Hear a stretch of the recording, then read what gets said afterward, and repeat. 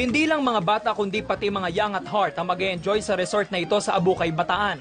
Isa sa mga ma-e-enjoy sa resort ay ang life-size statue ng iba't ibang superheroes. Aliw na aliw naman mag-swimming ang mga chikiting. Kid-friendly rin ang mga slide na may makukulay na design.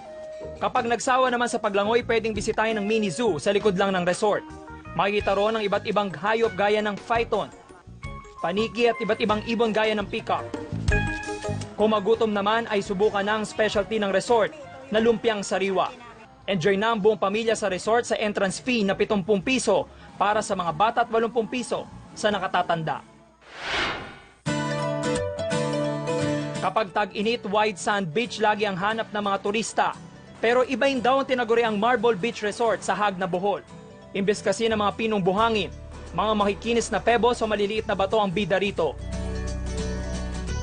Binabalik-balikan ng resort dahil para raw minamasahe ang mga bisita kapag lumalangoy ang naglalakad sila sa beach. May cliff diving spot rin na patok sa mga kabataan. Libre lang ang pagpunta sa beach at abot kaya ang 50 pisong renta sa mga cottage.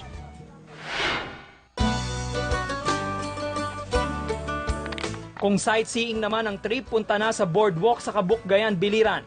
Napapalibutan ng boardwalk ng napakaraming mangrove o bakawan na nagsisilbing habitat ng mga isda sa lugar.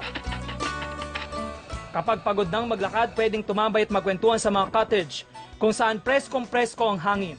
Murang-mura lang ang entrance fee na nagkakahalaga lang ng 10 piso para sa mga bata at 20 piso para sa mga matatanda.